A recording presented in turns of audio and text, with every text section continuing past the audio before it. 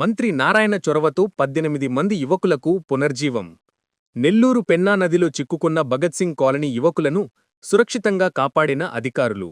మంగళవారం తెల్లవారుజాము వరకు సమాచారాన్ని ఎప్పటికప్పుడు తెలుసుకుని ప్రత్యేక సూచనలు చేసిన మంత్రి నారాయణ. తమ బిడ్డలను కాపాడేందుకు ప్రత్యేక శ్రద్ధ చూపిన మంత్రి నారాయణకు కృతజ్ఞతలు తెలిపిన తల్లిదండ్రులు. రాష్ట్ర పురపాలక పట్టణాభివృద్ధి శాఖ మంత్రివర్యులు డాక్టర్ పొంగూరు నారాయణ చూపిన చొరవ 18 మంది యువకుల ప్రాణాలకు పునర్జీవం ప్రసాదించింది. మంత్రి తీసుకున్న ప్రత్యేక శ్రద్ధతో సురక్షితంగా ఆపదలో ఉన్న వారిని అధికారులు బయటకు తీసేందుకు తెల్లవారుజాము వరకు కృషి చేసి ఫలితం రాబట్టారు. అసలేం జరిగిందంటే, నెల్లూరులోని భగత్సింగ్ కాలనీకి చెందిన 18 మంది యువకులు సమీపంలోని పెన్నా నదిలోకి సోమవారం సాయంత్రం వెళ్లారు. వారు వెళ్లిన సందర్భం ఏడైనప్పటికీ ఊహించని పరిణామానికి గురయ్యారు. సోమశిల జలాశయం నుంచి నీటిని విడుదల చేయడంతో పెన్నా నది ఉధృతి పెరిగింది. ఈ క్రమంలో రెండు వైపులా నీరు రావడంతో యువకులు పెన్నా నదిలో మధ్యలో చిక్కుకున్నారు. దిక్కుతోచిన స్థితిలో సహాయం చెయ్యమని బంధువులకు ఫోన్లు చేసి ఆర్తనాదాలు పెట్టారు. అయితే ఈ విషయాన్ని యువకుల తల్లిదండ్రులు స్థానిక డివిజన్లో టీడీపీ ఇన్ఛార్జీలకు తెలియజేశారు.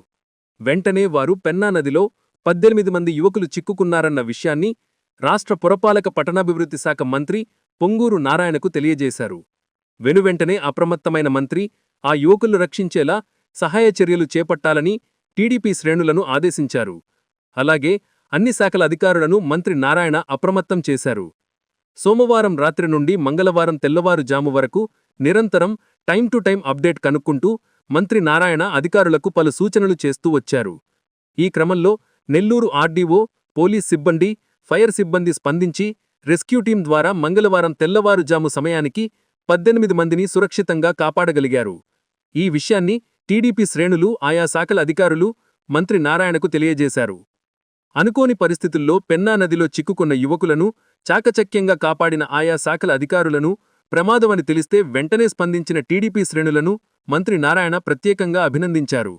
అలాగే తమ బిడ్డలు సురక్షితంగా బయటకు వచ్చేందుకు నిరంతరం అధికారులను అప్రమత్తం చేస్తూ తమకు భరోసా ఇచ్చిన మంత్రి నారాయణకు యువకుల తల్లిదండ్రులు ప్రత్యేకంగా కృతజ్ఞతలు తెలిపారు.